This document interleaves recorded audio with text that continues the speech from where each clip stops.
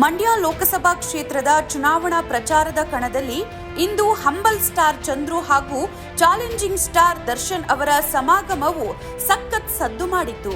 ನಾಗಮಂಗಲ ತಾಲೂಕಿನ ದೇವಲಾಪುರ ಗ್ರಾಮದಲ್ಲಿ ನಟ ದರ್ಶನ್ ಅವರು ಸ್ಟಾರ್ ಚಂದ್ರು ಅವರ ಪರ ಪ್ರಚಾರ ನಡೆಸುವ ಮೂಲಕ ಮತದಾರರ ಉತ್ಸಾಹ ಹೆಚ್ಚಿಸಿದ್ರು. ಕಾಂಗ್ರೆಸ್ ಅಭ್ಯರ್ಥಿಯಾಗಿ ಸ್ಟಾರ್ ಚಂದ್ರು ಅವರು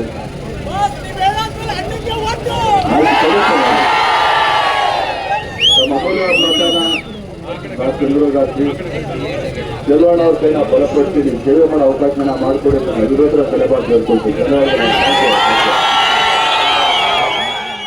ದರ್ಶನ್ ಹಾಗೂ ಸ್ಟಾರ್ ಚಂದ್ರು ಅವರು ಪ್ರಚಾರಕ್ಕೆ ಬಂದ ಹಿನ್ನೆಲೆ ಗ್ರಾಮದಲ್ಲಿ ನೂರಾರು ಮಂದಿ ಜಮಾಯಿಸಿ ಜೈಕಾರ ಕೂಗಿದ್ರು.